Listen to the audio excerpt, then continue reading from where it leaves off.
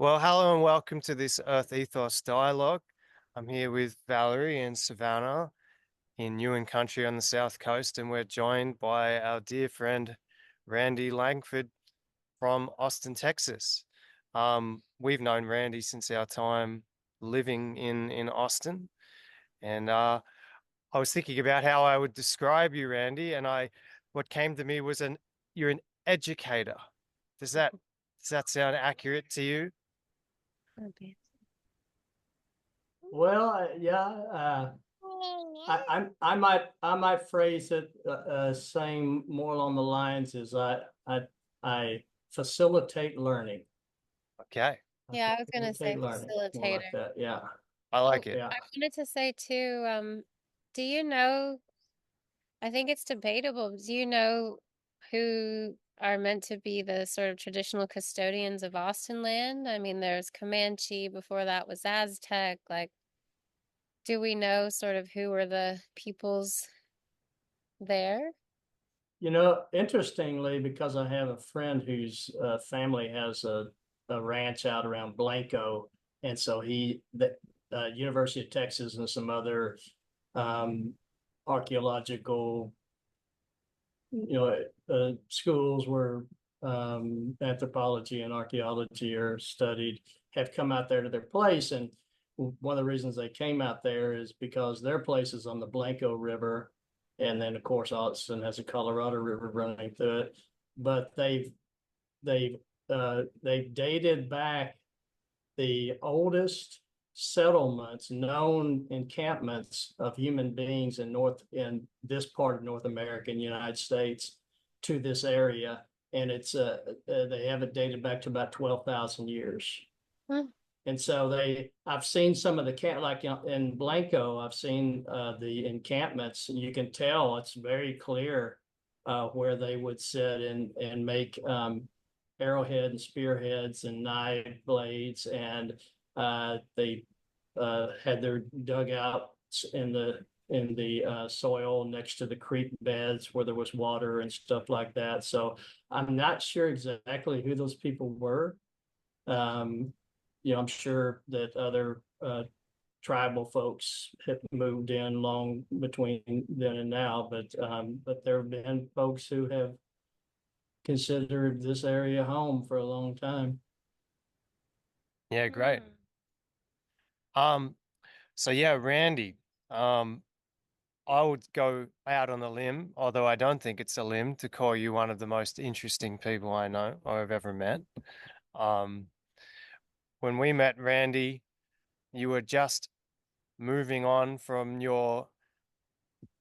what I would say was probably a fairly short career as a practicing attorney. Is that right? You'd been doing that for how long when we met you? Not, Yeah, not too long. So I was licensed in 2009, and went to the courthouse every day up through about 2015, 16, somewhere around there. yeah. Um, so 6, 7 years at the courthouse, maybe a little bit longer. And then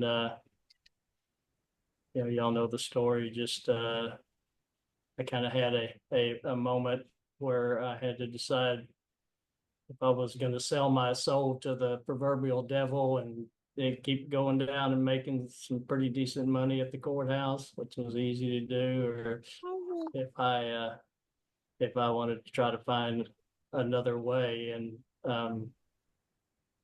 as the Native American uh, tale goes with the wolves, the two wolves sitting on the shoulders, it's which one you feed kind of thing. And so Yeah.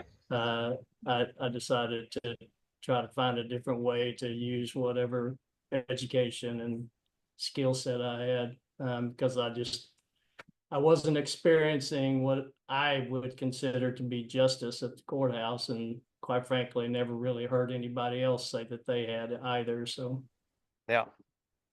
Well, we yeah. met because an organization claimed that they wanted people to integrate restorative justice. sweetie? Yeah, that's right. Um, and we did try in good faith for, I can't remember now, 5 or 6 months maybe, and then we just felt like they were fighting us so hard. It was um just time to make a call that it wasn't the right environment for that. Yeah, Well, that I was guess what I restorative justice stuff was for the other folks, the folks who really needed it. They didn't really need it, but the other folks really needed it. Yeah, it's funny, right? They didn't really want to integrate it, but it helped us bond going through that bit of ordeal. And I just wanted to add, I just quickly looked. Austin, I'm not really probably going to pronounce this correctly, but the original inhabitants, um, Coahuilican people, and then later tribes including Comanche, Tonkawa, and some Apache. Um, when this Austin city was founded, the Tonkawa were the most common groups around there at the time. So there we can set that record straight. Um, yeah, so we had a bit of trial by ordeal, getting to know each other, and then Lucas got to know you as well. So we decided that we would try to keep doing something restorative justicey on our own. And it was Martin Luther King Day 9.5 years ago now. We did the first Austin Peace Circle yeah, together. and I actually wanted to tell a story from that, and I think I'll press pause on that because I actually want to tell a story about that first peace circle, as we called it, related to the topic. But I wanted to give Randy an opportunity to talk about the land. We've done a great introduction about how, socially how we've connected, but um we really wanted to try to make this feel more grounded by talking about and bringing the land in verbal and in the video. So is there a place, it could be in Austin or it could be somewhere else, that you can share a bit about that has meaning to you? Yeah, you froze up just a little bit, and I didn't catch all of what you were saying about regarding the land. Could you tell us, just as our opening question about land, if it's around Austin or anywhere, somewhere that is meaningful to you that you want to share with the circle as our opening? Sure. Um, before I found myself in the middle of this law thing, what I did for a couple of decades was ranch and train horses, and that took me to a lot of big open country around Southeast Texas and West Texas and Central Texas and around, and you know the it was more of the environment of the land that kind of seemed to resonate with me, which was down in where I was headquartered down there, just west of Houston. It's called the Katy Prairie. It's a tall grass prairie. And back not too many years ago, I mean, I've seen the pictures. There were no trees. It was nothing but grass about waist high down there. And and it's still pretty wide open, although with settlement of folks moving in, trees being planted and everything, it's not as open as it once was.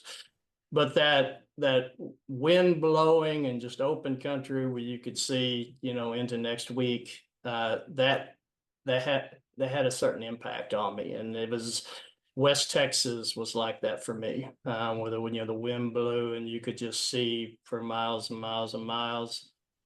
And strangely, I went to Ireland a while back, and I kind of had that same experience there. It's even though it's the Emerald Isle, it's kind of like a desert. I mean, there are not very many trees, and the wind blows all the time. It's kind of raw and harsh, and like some of these other environments. And there's something about that definitely resonates to me. That that environment, that landscape.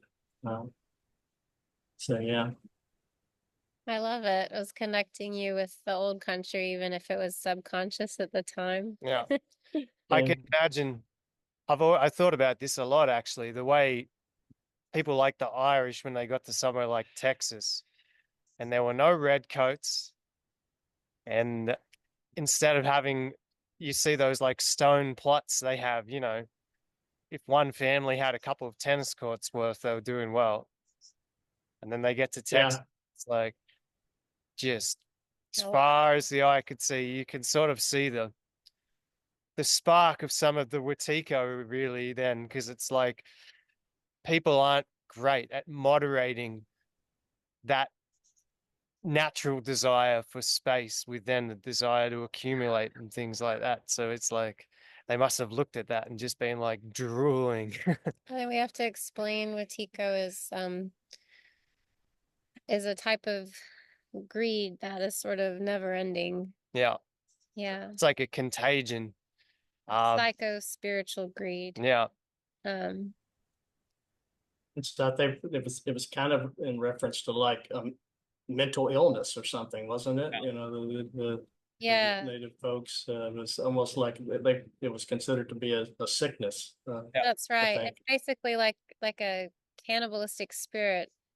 It's also called Wendigo. It's a term from pe native peoples in the northern US and into Canada. yeah, Like I know the Ojibwe, um, it's in their mythology. It's like a cannibalistic spirit that can just never have enough. It's yeah, that's what you're referring to, that greed that kind of takes over and yeah. you keep wanting more and more and more land and more resources and And it's sort of, I have a theory that traumatic experience makes us susceptible to illness. So, not that that's a particularly novel theory. When we're traumatized, we could more susceptible to getting the flu, but I think it probably made them extra susceptible.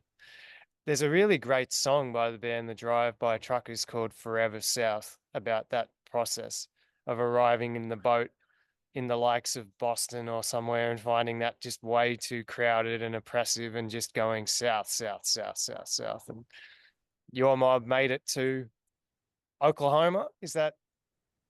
mm, I think originally they settled around Alabama is where the where they and you'll still uh, I had occasion to go over there for a wedding a year or so, and surprisingly there were a bunch of Langfords Yeah. in that area, and then as the story goes, they kind of when the Cherokee and the Choctaw and those civilized tribes, when Jackson put them on the Trail of Tears, that a bunch of poor, ragged Irish people just kind of followed them, west and traveled with them, and that's how my great grandmother, I think, um, got to ended up marrying an Irish guy.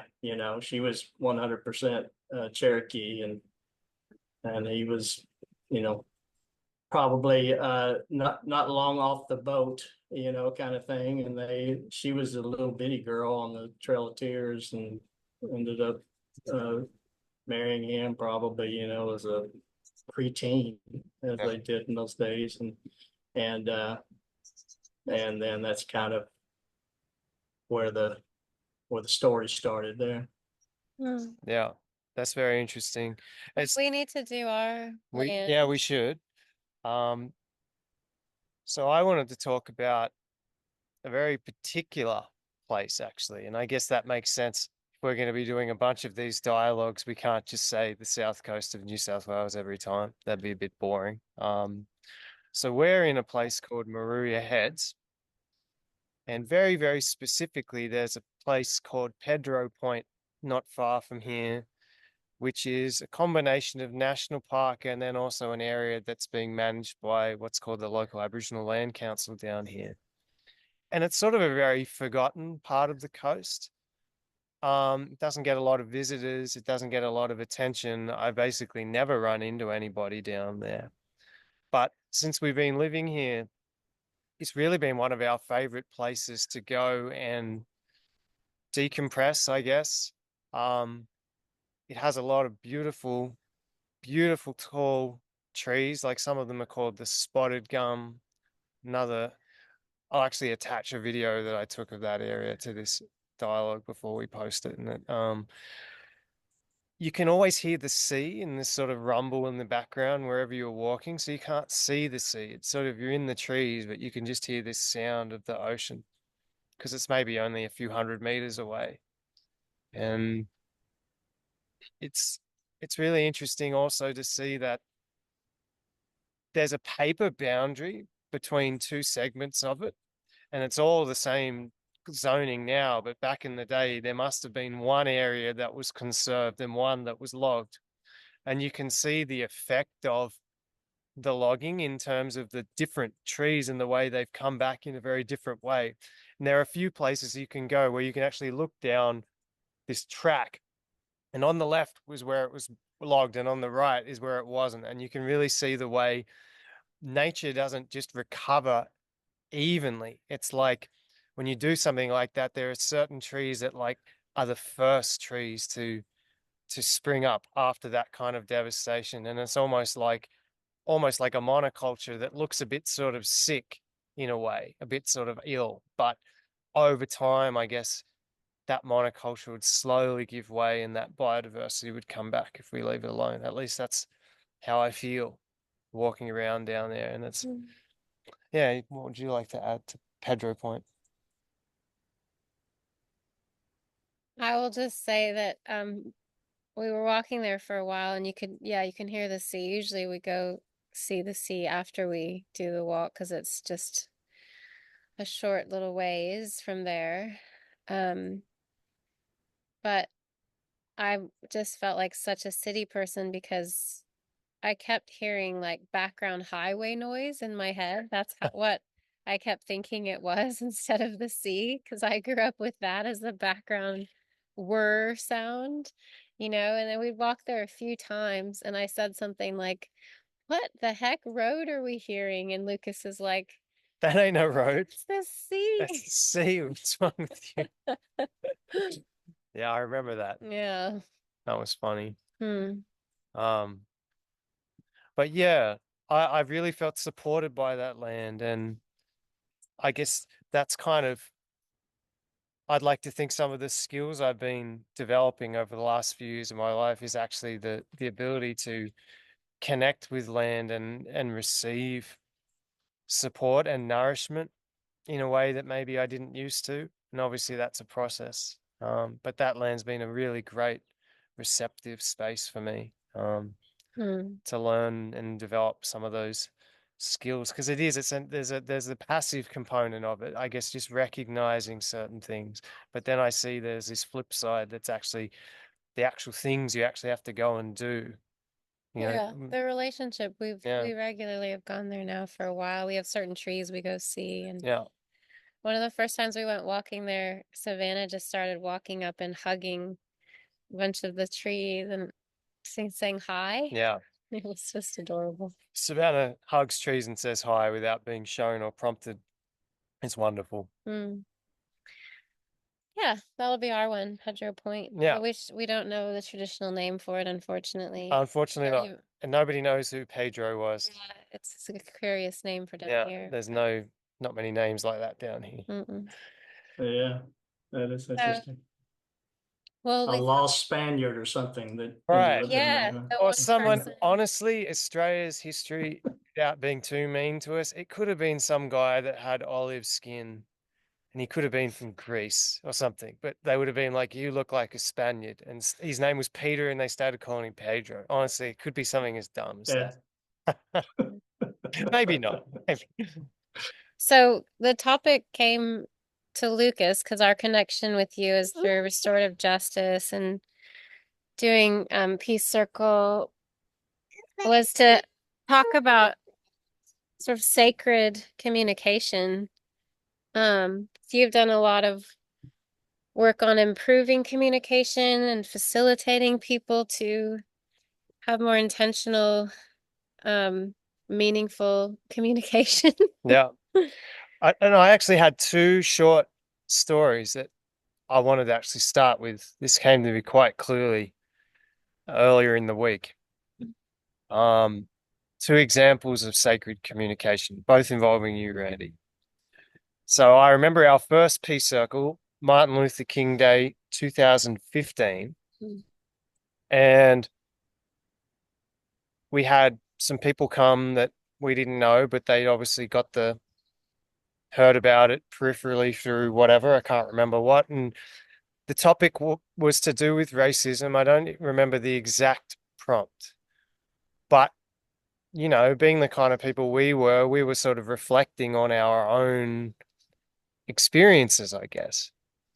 And I remember there was this one gentleman who, for whatever reason, found this really triggering. He was the pastor of the church He was the actual pastor, where, but he was quite a young guy. yeah, he was the pastor of the church Wow. where we had the space. All right, I didn't remember that because he was quite young. Yeah. But so it must be he was sort of a pretty hipster dude, so it must have been it is East Austin after all, so it's probably pretty. Yeah, I was gonna say. Yeah. That's what the territory. Yeah. And he said, I am really struggling to sit here and listen to a bunch of white people say anything like woe is me on Martin Luther King Day. And actually, he specifically said, I am sitting here judging each and every one right. of you. Okay. He specifically said, I'm judging you, which I found both like honest in a beautiful way, but also kind of crazy that he couldn't pull himself out of it. Yeah. He's sitting there in it and he couldn't do it. But here's the reflection on sacred communication from my personal experience. Normally, to a fault and to a point of me having to really work on this, I worry a lot about what people think about me.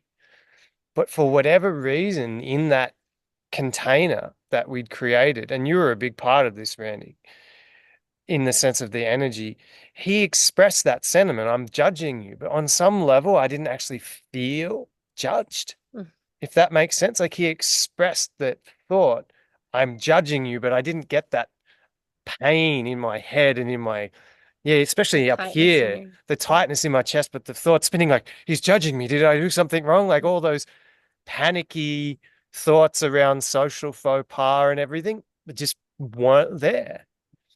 And I remember thinking like, that's a power of intentional dialogue and how different it can be. Because that's when people ask, new people come to Peace Circle and we give our little spiel, like, what is Peace Circle? The bit I always chime in with is like, it's communication, but different to the way we normally do it. And it takes you into a different sort of head and heart space. And I always just remember that example. I don't know if you have a vivid recollection of it, Randy. Well, I know he never came back. He didn't come back, and that was fine. I didn't feel judged. Yeah, I do remember that. I think we had a chuckle about it after the circle. And you know what, I probably didn't have as keen an understanding of this that at that time, that I've come to kind of regard what people share, how they share it, no matter what it is. I mean, even if it is just a explicit personal attack, on me or somebody else, that really is just that person revealing themselves, things about themselves, right? I mean, it's no reflection on whoever or whatever it's directed toward.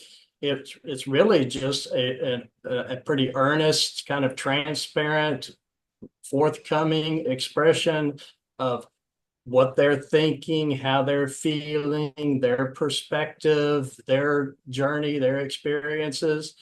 And as I have, been able to accept it that way, man, it has just been really impactful on me to better understand folks. And, whether I agree with them or not, or, it's not even a matter of tolerance, but it's like, okay, if I can suspend my judgment of them for a moment and just really accept what they're saying, they are telling me a lot about themselves. Like I can come to understand a lot more of where they're coming from, regardless me sharing their perspective or anything like that. That's not what it's all about. It might be, for me anyway, maybe being able to employ empathy in a way that allows me to shift my perspective. So maybe I can see it a little bit from where they're coming from. Yeah.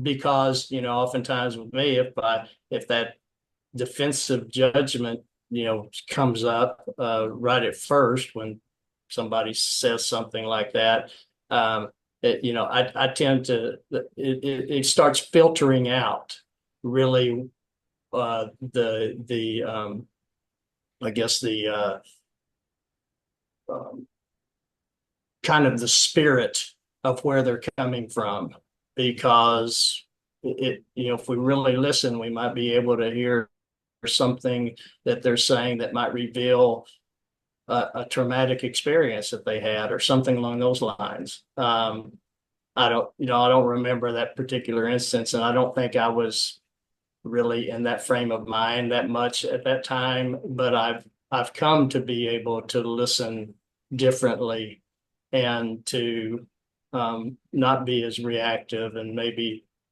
not quite as judgmental and maybe a little more accepting, and it has changed how I hear people, and it has allowed me to learn some things about folks and myself that I wouldn't have learned otherwise. Yeah. Hmm. And it's funny hearing you say that, Randy, because the first thing that comes up is, well, you're clearly a good person to be leading such circles. But for me, I keep coming back to the fact that there's something built into the structure of that intentional communication that makes that easier, and that's very natural. Because I was just thinking as you were talking, there's so many elements that can affect that experience. Like, is there a power dynamic? Like, is it your boss talking to you? Is it your father giving you a dressing down? Is it your partner where you you have different wants and needs with that person? You have different relational dynamics with that person. And it's like, I feel like the people who kind of developed circle technology, yarning circle in Australia, or, it's like they understood that. It's I like don't think it's a they, it's a we. we, Pretty much every culture we know yeah, of excuse around me. the Yeah. world, including all of our ancestors, whether we're indigenous European lineages or North American or Yeah. Australian or African or Asian, there was some form of communication that was linked with people coming together, quite often sitting in a circle, everyone at the same level, and there was a protocol for how to communicate. Yeah. Yeah. No, I agree. I guess it's just that at least we have access to some unbroken knowledge from some of those cultures, and we're having to rediscover it in ourselves and in some European cultures, I guess. Mm. Yeah. Um, so that's one kind of communication. It's very kind of intentional, like peace circle. But then the other story, just briefly, is one that's almost like built on a relational platform, which is again involving you, Randy. We were talking about, we were just having one of our regular catch-ups a few weeks ago, and you and Elisa, your partner, were suggesting uh that we put together a YouTube channel and a vlog, and you said it very, very, very firmly in a way that a friend can. And I remember being very, very triggered. And I sat there just watching some hard emotions come up. And then, a few minutes went by, and then I shared those emotions. I felt that they were received. And then you reflect things back. And I almost feel like that I came away determined to have a crack at the YouTube channel was based on that. Like if you had said that to me and I just held those emotions and not said anything, I feel like I would have had this negativity around it. But I was able to share it and feel received and reflect it back. And for me, it was just a good example of the way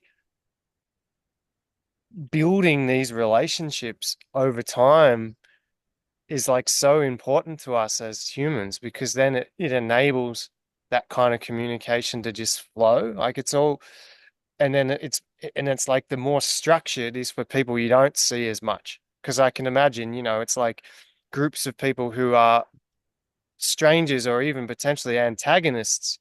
They need that structured, close attention to the communication, because there's not that ease and that You don't know flow. that the other person cares and that That's you don't right. necessarily feel safe. You don't know what the agenda is behind what they're saying. Yeah.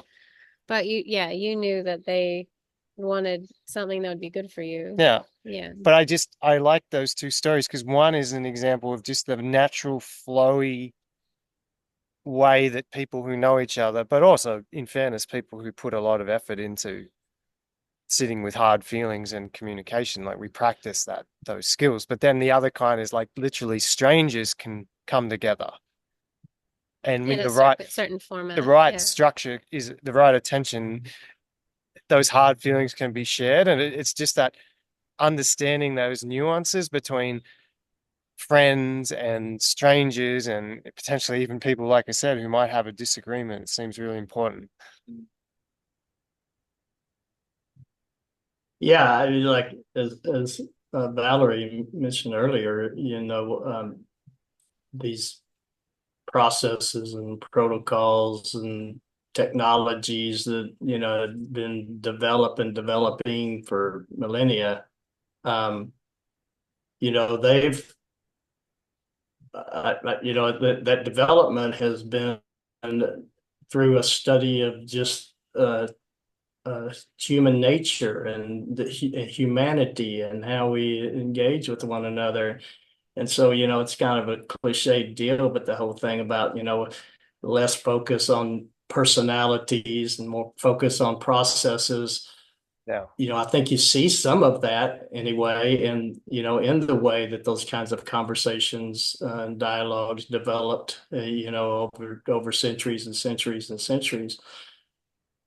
The other thing is, Luke, is I don't think you've given yourself quite as much credit, at least as I will right now, because I think you not holding in those emotions and even suppressing them maybe rather than not just being reactive to them, I think shows an incredible amount of evolution in your own life and maturity, because it sounds to me like what I was inferring from what you were saying was you didn't judge your own emotions.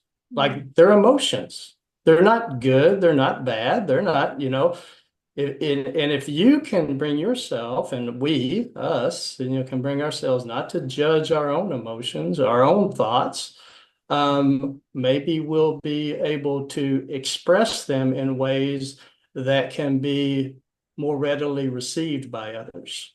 Yeah. Because we may project, if we don't, what we might end up doing is projecting that judgment, that we might hold towards ourselves and towards our own emotions and our own thoughts. And I mean, I don't know about y'all, but stuff rattles through my head on a regular basis, and I used to grab a hold of it and really analyze it and judge it and all this kind of stuff. And I'm kind of learning just to kind of appreciate it, take notice of it, let it come, let it go. And same way with whatever emotions I might feel, and not be afraid to own up to what I'm thinking, what I'm feeling. And I'm maybe more likely to share that with other folks if I'm not judging them, so that I can share them in a way that doesn't infer that judgment, Yeah. or imply that judgment. Well, I was gonna ask if you wanted to add to that question that you were starting to speak to, which is you've done what I consider a, life PhD over the last decade, basically digging into how do we integrate some of these, conscious communication, sacred communication techniques into daily life so we don't have to create these specific circle, contexts. How do we make it more just part of how you're moving through the world and then bring it into a workplace and bring it into the friendship here and bring it in, just embody it more fully throughout your whole life. So I was going to ask you if you wanted to speak to some of the barriers that you experienced and witnessed, and then some of the best tools or insights that have helped you on that journey. Just whatever comes to you. I'm sure you could talk about that a lot. Well, as I've witnessed in y'all, and part of my own journey and experiences, I can't really practice any of this stuff with somebody else, um, until I've kind of worked it out with myself. I have conversations with myself all the time. And, the more that I'm open to just allowing those thoughts, those feelings to come and pass, and, not disregard them or dismiss them, and not elevate them to a degree of importance that just is not, it would just be a story that I would be making up if I did that, but just kind of let them come and go and see what I might be able to learn from them, if anything. Sometimes there might be something, and sometimes that learning might occur way down the road when I, kind of reflect on, on a moment or an experience that I had, or thoughts that I had at a different time.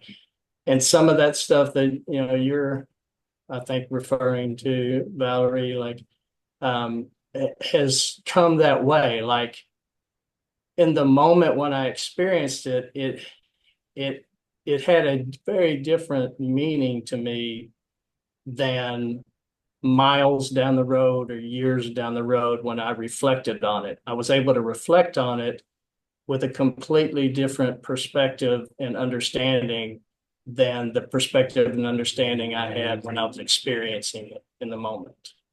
Yeah. And, in my life, many big screw ups, I would call them, because they were impactful on myself and others, was because I would act on those things in the moment. And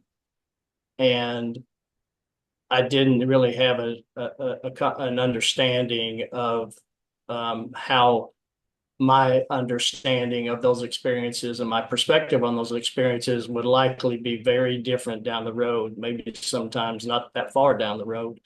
Mm. And now I kind of see that, and it's like, you know what?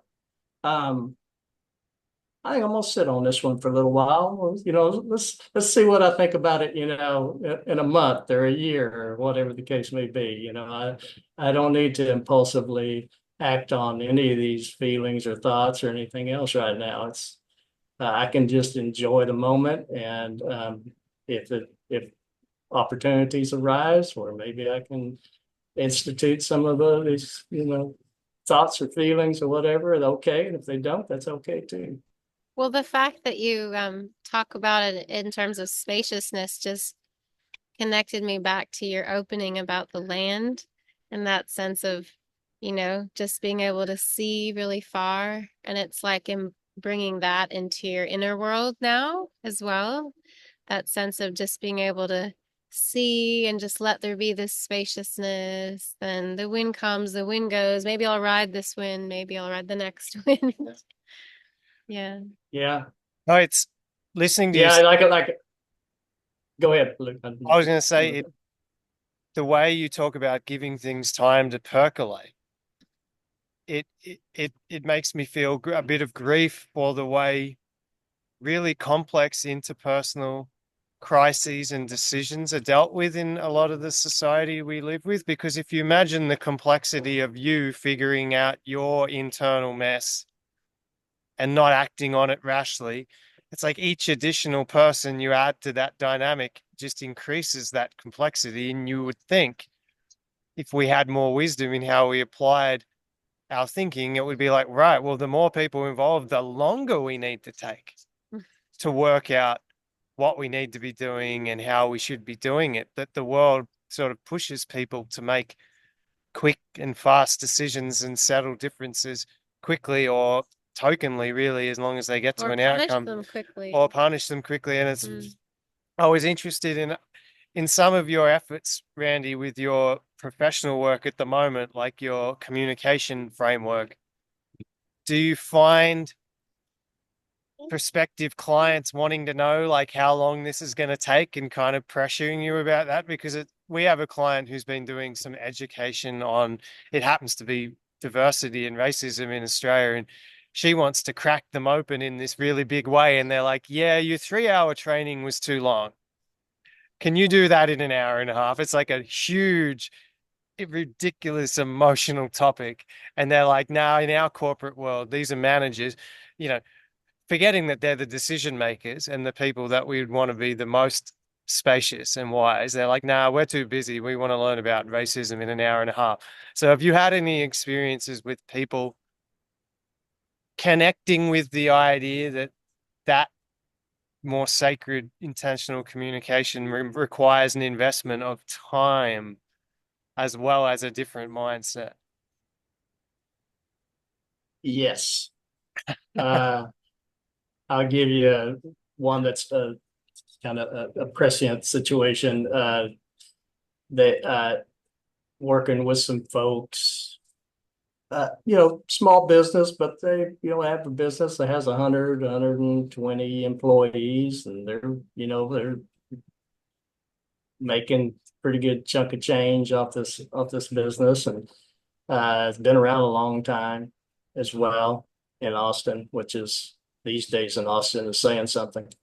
And I sat down with the CEO of the company because they had a crisis that occurred between some employees, and they called me in for legal counsel as to what their legal exposure was. And so I went and did a little investigation to see exactly what went down, and there was nothing that was going to be actionable by anybody against them. So I let them know that. I said, but I want to tell you, it's coming. I said, I've talked to some folks here, and they have a little different perspective than y'all have about how wonderful the culture is of your organization, and that, how everyone gets along and everything. I said, I'm not saying that these people are ready to have a mutiny, but it's just a matter of time before something does happen that's going to, you're going to get drug into the legal system because of it. And so they were willing to explore addressing that. And I sat down with them, just kind of like what you shared there, Luke, and the CEO was asking me, well, how long is this going to take? And first thing I asked him was, I said, well, what is this that you're talking about? I said, what I'm offering is for y'all to have a completely different approach. We're talking about a philosophical shift into organizational governance and that kind of stuff, and cultural creation of a different type of culture within an organization, a community. And he said, well, okay. He says, well, how long is that going to take? And I says, it will take as long as you want it to. That's how long it'll take. Mm. I Yeah. said, it's not a formula. I'm not here I'm not trying to sell you on a scheme or a formula or anything else. I said, it's human beings coming together. And when human beings decide that they're willing to put in the effort and expend the resources to effect a change in culture, kind of really adopt a philosophical change for an organization, employ different processes than they're currently using, those kinds of things. I said, that approach is never ending. Like it's just an ongoing journey of learning and employing this kind of stuff and addressing changes that come up and finding different ways to approach things like challenges that ordinarily might turn into crises. And he kind of looked at me like a puppy with his head cocked like that. And you could tell that he didn't really get it. And and I told him, I said, I'm not here to sell you anything. I was like, I'm not here to teach anybody anything. I'm here to facilitate the processes that can lead to this type of shift in an organization. That's what I offer to you, is that. And I said, if anything comes of it, 100% of the credit will go to y'all. It won't be any of my doing. It'll be yours. And so they're still scratching their head about all that stuff. I think it's kind of woo woo things to them right now, because they're coming, like you said, out of culture, even like consultants, and Yeah. in You didn't those give them the box of circumstances. pills, the box of pills of facilitating. Like, take one of these Right. per day for a week and you'll be fine, kind of thing. Yeah. Yeah. Um, So yeah, and understandably, like, none of this stuff is being critical of anybody. Understandably, I mean, these folks built this little business from the ground up. The idea of them relinquishing some control over that is just terrifying. They just can't imagine how that could ever work, where they could incorporate more people into the decision-making process, and have a more open and transparent communication within the organization. People not being afraid that they're going to be reprimanded or maybe even fired because they speak up and that kind of stuff. They're frightened about that, and I understand it. It's totally ordinary, normal, I guess you could say, in that context. But it's a big step, and I'm okay if they just want to take some little bitty baby steps. I told them, I said, there's no time period on this. I'll leave it with y'all, and y'all call me up. And if 6 months from now y'all want to take a little tiny step, yeah, well, I'll take a step with you. I'll take a step every time you do, kind of thing, and we'll do it together. Yeah. I just wanted to say I keep like leaning sideways because Savannah's falling asleep and she keeps getting sun in her face. I'm trying to, it's waking her up. You know, one of the what I've been learning a lot, Randy, is and I don't know how this differs from other people's experiences, but a lot of my discomforting experiences in life, I actually feel in an extremely physical way, almost like pain. So it's quite interesting, really, that when somebody is saying something to me that I don't like, I can literally hone in on a feeling in my head or my body that, like, it hurts. It'd be like somebody stabbing pins into me. And sometimes the way I react is because of that. And it's interesting because, like anything, it's like easier in company. It's like the relational component to it. It's like if you get a bunch of guys together and give them a challenge of like some pain tolerance challenge, and they're like looking at one another and there's that camaraderie, they'll all do it. You send one guy out there alone, well, at least I think so. So again, it's like I'm I'm hearing a lot about this really treating communication as this sacred thing that can help us overcome even something as simple as the way in which listening to something that's not resonating can almost feel pain. And it's like there's been some workmen down the road, and I'm hoping that the sound of their machinery is not going to ruin this video. I don't think it will, but I literally experienced that as a pain. Not like a pain in my ear, but like a pain in my chest or a pain in my mind psychologically. I'd almost rather be sticking something in me. Like, so it's interesting just the way I've noticed, in particular, social company. It's almost like I grow another leg. I feel braver. I feel more like I have more courage. And it's interesting listening to what you're saying to this guy. I wonder if that's something that in all our work we want to stress. Like this actually is going to take courage, and that's okay. It's not, sometimes some of those videos that where motivational speakers and stuff talk, you can talk about courage, but it's like the actual presence of something that is literal pain and the resilience to sit Yeah. with that and do something constructive with it is not, it's simple, but also incredibly difficult. But as you're saying, giving up control, changing power dynamics. Yeah. Yeah. Well, it's like all this stuff coming out about women and their experience giving birth in the Western medical system. It's almost like empowerment increases your capacity to withstand pain. Like you're not, and I think that's why you're stressing so much for the guy. Like you're leading this, and it's not me. It's almost like the more empowered you feel, the more you'll have this resilience to deal with discomforting moments along the journey. Yeah. You know, I can only speak from my experience, although I've read enough of folks who, through their anecdotal stories and people who are involved in years and decades of research, is, that this process of, uh, you know, what we call learning or just our understanding of things expanding and perspectives expanding and shifting and everything.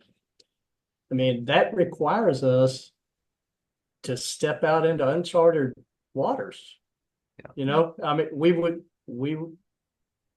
would probably be mental if we weren't uncomfortable, afraid, it didn't experience some pain when we did that. It's frightening to do that. But that's the path, that's the path to understanding in a more broad and gaining some clarity, as clear as things can be at any moment for us, I guess. Yeah. So yeah, and courage, the word you use there, Luke, because I think is totally applicable. I mean, that's a value that only comes into play when there's pain and fear and things like that. That's when courage steps up. So the more courageous we're willing to be, doesn't mean we stop being afraid or uncomfortable. It means that we're willing to step into it, and maybe not regarded as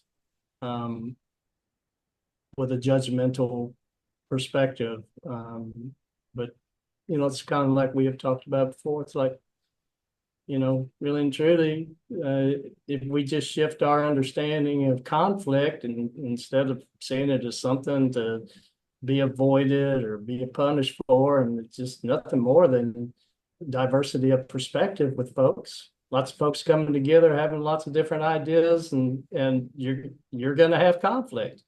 Yep. There's going to be conflict, and when you have that, and maybe we could invite it. Maybe we could become friends with conflict rather than trying to avoid it or resolve it in some way. I was thinking about just these iterations, like we did the Peace Circle for years in Austin. And then when we were leaving, we had this idea that we'll try to do it as like a podcast and we'll do it international. And I just, I really tried to sit with it and something didn't sit right. And I think for me, it was that thing about the sacred communication that for me, being in the peace circle is a bit like we don't just broadcast that everywhere publicly. And so at the time, I didn't have that insight. I was like, something just doesn't feel right. We just got to put this down for now. And then we started doing Peace Circle in Australia. And then COVID came along and was like, all of a sudden, we have to do it on Zoom with people next door, Yeah, literally next. literally. So we may as well bring y'all back in and do it with everyone in North America too. And then I was like, oh, this is actually what we needed to do in the first place, not a podcast of it. But we didn't have Zoom back then when we first started No. talking about Yeah. all. The idea that you'd show up on and be vulnerable to somebody you've just met on a computer screen. I'll never forget that first peace circle Yeah, the online. first one was, People were so awkward. You fast forward a few years and we're like, eh. but now we have haven't met Yeah. they haven't met any of us and they come into the peace circle and they're like, "Oh, I'm fine. I feel safe." Yeah, Because the way the technology and it's like we had this idea but we didn't have the right um tool for it yet. And then the tool came some years later. yeah. And the Yeah. necessity to, What a difference 9 months of quarantine can make. yeah, All of a sudden we Probably got took probably fixed. takes it about that long for the dendrites to realign and connect to different neurons. So it's, so now it's, Yeah, oh yeah, yeah, this is just fine. that's right. We can talk through videos. That's okay. yeah. We probably will wrap it up pretty soon, Randy, but I wanted to say of the material you sent me to watch, I didn't get through it all, but I think my favorite in terms of how it felt was that guy who was the captain of the nuclear submarine who delegated responsibility to the where the information is, as he put it. And I think the reason why I liked it so much is because I've been needing more pat on the backs and kick up the bums at the moment. And it really reminded me of my empowering caseworkers research because it's like the people who make policy here, unfortunately, like most places, they don't speak even to their own people about what's going on, let alone, On the ground, you yeah, mean? on the ground, let alone having the skills to have sacred communications and everything. And it was funny trying to get my own colleagues to recognize their own expertise and step into an empowered stance to then communicate to me. So it's sort of, I guess that's the job of the facilitator or for want of a better word, the shaman or the sorcerer is to pull. Sometimes you have to pull and prod and, you and encourage people to step into their own power, I guess. Here are the people with the actual knowledge of what it's like to sit with somebody who's homeless and try and come up with a plan for them.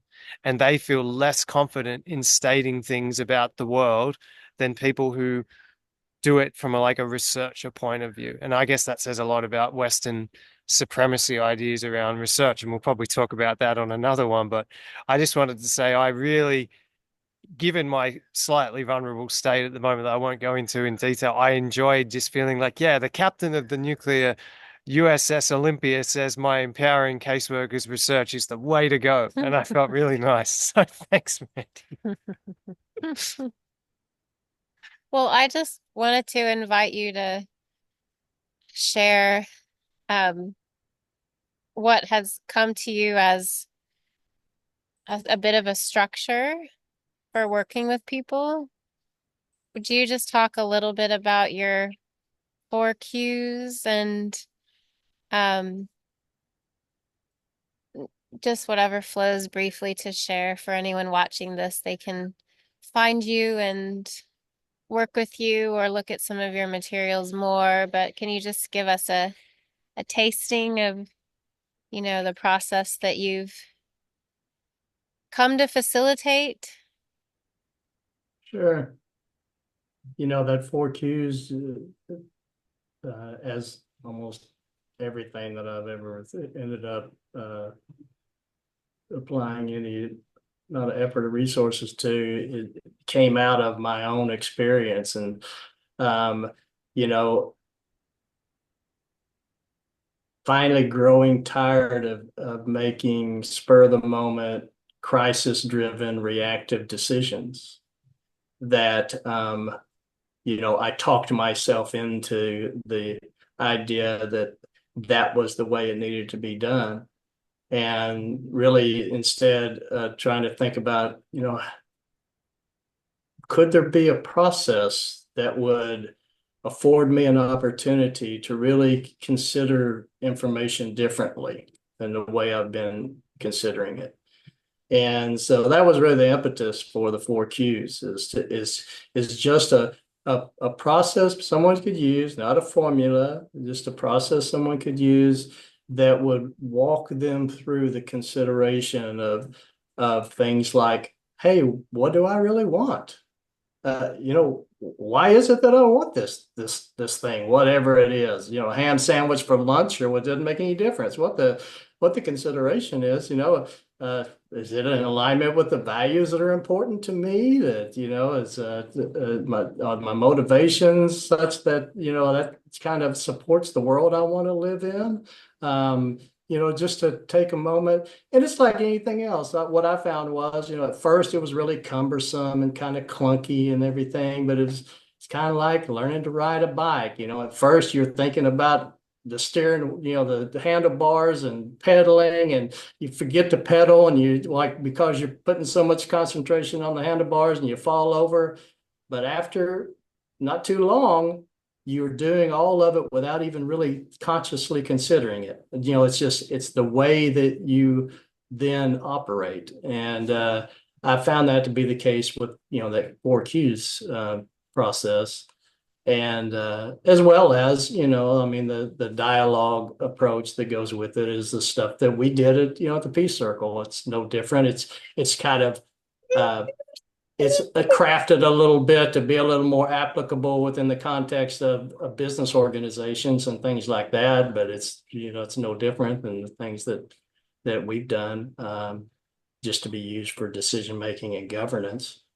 What I like about sorry, Go ahead. I was going to say what I like about it, Randy, is the effort you've gone to provide some grounding for it, which I guess will also be your biggest challenge in marketing it. In that, really, if you were to just send somebody the 4 questions, the 4 Qs tools at the back with like a couple of paragraphs of marketing spin, no offense to them or anything, but I just don't think that's going to have the Yeah. they have to get that grounding. You're introducing them to concepts like justice, fairness, morality, ethics, epistemology, ontology, all these deep philosophical questions that actually underpin so much of our world, but people go along acting, I guess, and sometimes it's deliberately ignorant, but for most people, it's like actually they haven't actually unpacked why do our thinking patterns and communication patterns flow the way they do. And it's like it's a whole journey of people having to unpack that and learn that, which I'm suspecting will be a harder pitch than just being like, here's the like that CEO, here's the tool. But it's absolutely the integrity of the work is that journey of reading and discovery. And then when you apply the tools, it's almost like it'd be like if someone got to the end of your thing and went, well, duh, when they read the tools, it'd be like, then it's worked, because it's like flowing from all that knowledge that you're facilitating. It seems like the most simple thing in the world, if that makes sense to you. Oh, Yeah, we lost you for a second, but Yeah, it froze up just a minute. Yeah, I mean, I think I've said this to you before, Luke, and like both of y'all. Like there's not an original thought in any of that.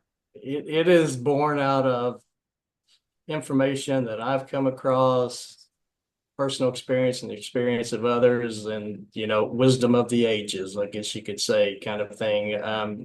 From the people who first began to need need of community, of being able to hold together a community and work through all the things that we humans have to work through whenever we are living in community. they came up with ways to do that that didn't involve necessarily, uh, expelling somebody from a tribe or, executing them, although sometimes that stuff happened. But if that was the way we always dealt with challenges that arose, it wouldn't take very long for the tribe to just dwindle to nothing. Yeah. So out of a need to really be able to build community and maintain it and support it, they came up with these amazing processes. Yeah.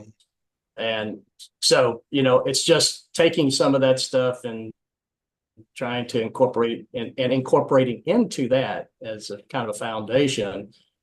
Some of this other information that we might consider to be more contemporary related to research and things like that, but it's all supportive. Yeah. It all kinds of comes together. Yeah, I mean, it's like it's like in that video that you were talking about with David Marquette, that nuclear submarine captain, who, by the way, they're God, right? When a nuclear submarine goes under the water, that captain is God. They can literally shoot a nuclear torpedo or missile without having to get approval by the president of the United States. That's how much authority they have.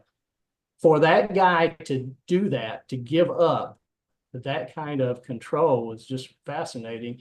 And the two things that I walked away from that that I think is even applicable, like within context of communities, is he said, the two things we identified that you had to really instill in a community like that, which is what a nuclear submarine was, 135 people in a community that were sometimes in close quarters for months on end underneath the water, was technical competence and organizational clarity. Competence and clarity. So like when we're working together in community and everything, we're there to support one another and learn from one another and become more competent at things like conversations, communication, things like to gain, because I've learned, for me, I had to learn how to communicate that way. I get income. That wasn't the upbringing I had, certainly I didn't learn it at school for sure. And so I had to gain a competency at that. And then in regard to community, a clarity about, what values are important to us here? What are we motivated by? Organizational clarity. So,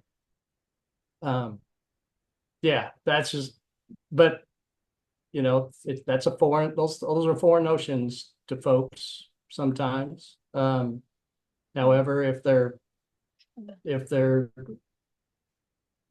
people are willing to step up and really live them out personally, sometimes people will come together around notions like that. Yeah. Using processes like we've been talking about. Yeah. Well, I just wanted to say that I know earlier on you wanted to give Lucas a bit more credit. I just want to give you a bit more credit. Oh, okay, sweetie. Good spotting. You're a bit of a mental magician, let me say, and like kind of going, what's happening in this situation? I feel like this person might need this bit of writing or this thought or this video might sort of stir the mind and open them in this way so that we can get people to open and be a bit more vulnerable. Yeah.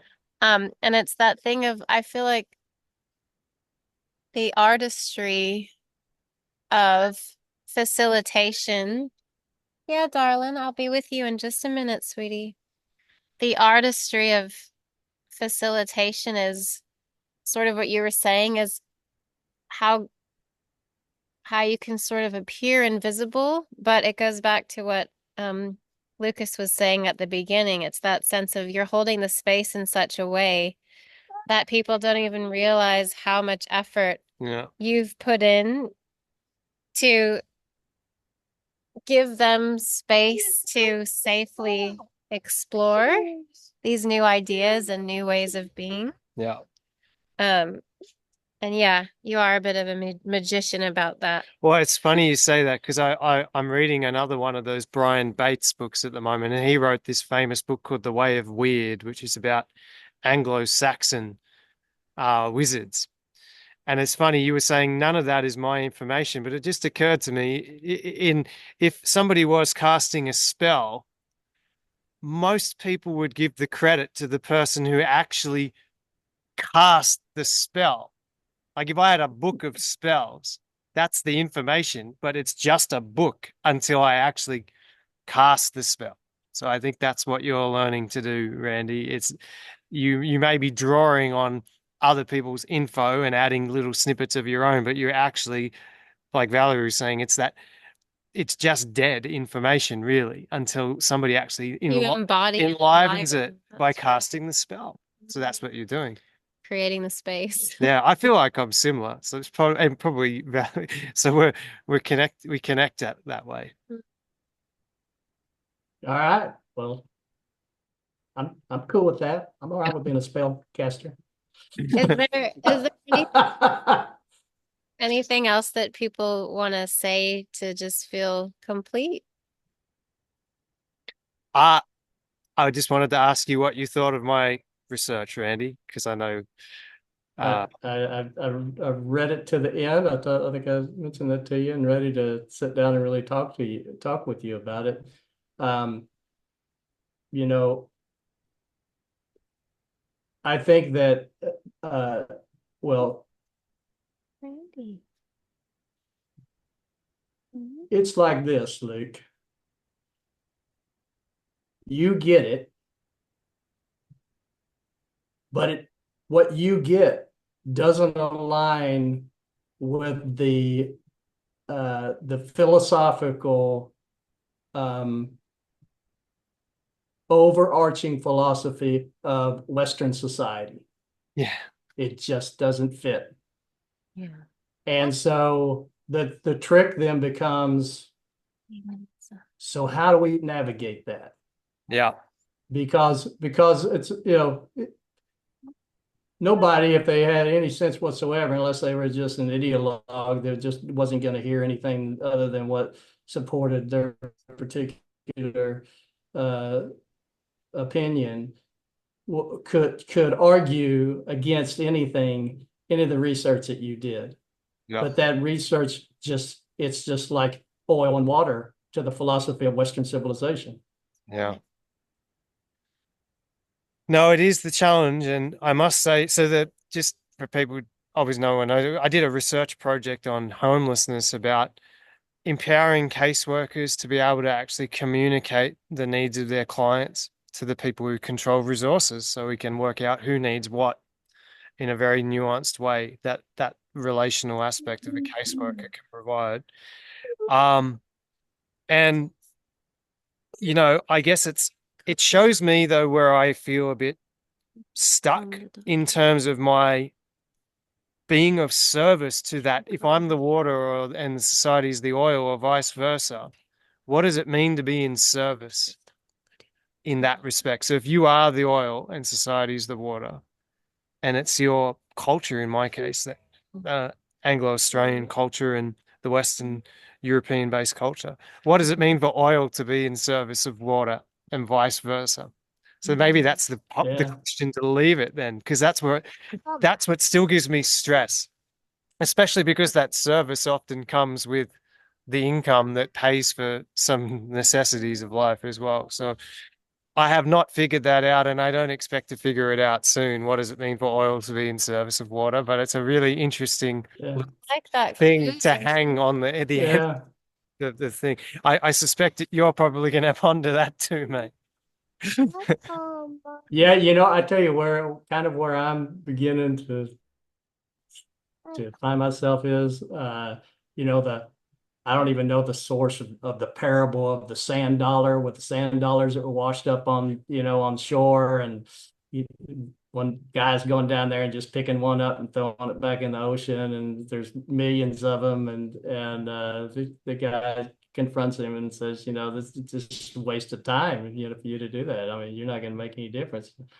I made a difference for that one sand dollar that I just threw in, and I don't think I'm going to make any impact whatsoever on society in in the society in which I happen to live. I might be able to have an impact on one other human being. I might be able to do that. Well, And you've so, that, Randy, so you can move on to 2 or 3. and for me, that's like that's I can I can handle that. Like I can direct my resources. I can in that regard, and society is going to be what society is going to be. But that is the change. We need little thought leaders and interventions. Yeah. So then ultimately, slowly, enough people start getting exposed to things we can reach a tipping Well, point. that's true. We're going to make a vinaigrette by That's right. very, very slowly stirring. But then you need some acid. Yeah. Typically, you need some acid. So that's the change maker, right? Maybe that's something like COVID. Maybe I don't know. COVID was the acid, the lemon juice to go with the oil and water to make the vinaigrette. So we'll leave it up to you to bring the culinary arts into well, it. it's lunchtime here. Yeah. I'm getting hungry. I was just gonna ask as it goes how people are feeling. Is that all right?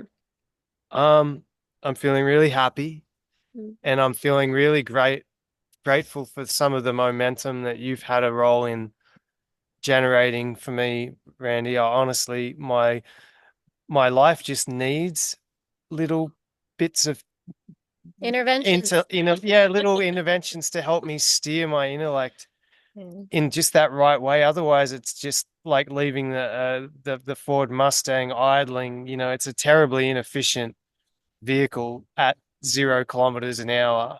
I just have a lot of gratitude right now, and I'm grateful that the workmen didn't keep their whatever that was going the entire dialogue as well. Thanks, man. Yeah, I'll kick with you. It's time to kick a ball. It's time to kick a ball. Well, I well, I'm just I feel grateful I too. am just so overjoyed with what y'all are undertaking, and the little adventure that y'all have begun there. And I'm to whatever extent I can participate in it and support y'all, I'm just overjoyed to be a part of it in that regard. Well, thanks, Randy. Do you want to give a website or contact if people want to find you and learn more about the 4Qs? Yeah, well, you can, if you, at least in this part of the world, if you type in "my lawyer friend" in Google, it'll usually bring up my website, and there's material on there about some of the work other than just legal stuff. I have another website that is dynamicagreement.com, and that is it's somewhat, is incorporated into, or at least the 4Qs approach that we talked about earlier, is you'll see it reflected in the dynamic agreement approach to agreements of any kind. People have just agreements that don't necessarily have to be legally enforceable. Agreements between friends and family and that kind of stuff, and they can be contracts that are legally enforceable as well. But it's a relational approach to agreement, so that rather than focusing on primarily transactional considerations, it gives at least as much consideration to the relationship of the people who are involved in. Yeah. Well, that's very, very important and noble work, Randy. And thank you. Thank you for being you. We love you, and thanks for the dialogue. Thanks, Love Randy. y'all too. Thank Bye-bye. you. Bye-bye.